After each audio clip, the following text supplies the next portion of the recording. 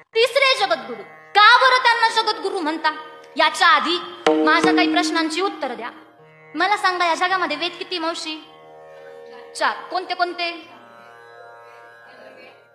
एकदम सिक्वेन्स नुसार सांगितलं. मावशींसाठी टाळ्या वाजवा. क्या बात. सामवेद, ऋग्वेद, यजुर्वेद आणि अथर्ववेद. 4 प्रकारचे वेद. बरं, या वेदांमधील श्लोकांची संख्या किती बरं माहिती का कोणाला? 1,00,000. किती? 1,00,000. त्याच्यामध्ये 80,000 कर्मकांड, 16,000 उपासना कांड आणि 4,000 ज्ञानकांड. मग मला सांगा बाबा, मला ज्ञानकांडातलं काय कळालं? काय कळालं का? उपासना कांडातलं काय कळालं? काहीच कळालं नाही. हेच तुकोबारायांना कळालं. आणि हे कळून देण्यासाठी तुकोबारायांनी पंचम वेद लिहिला. गाथा पंचमो वेदहा.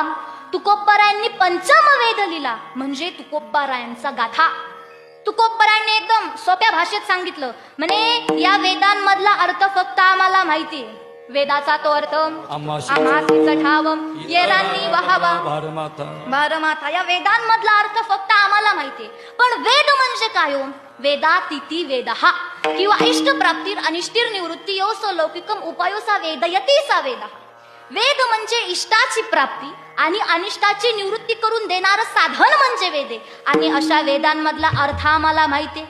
मग काय माहिती तुकोबाराया?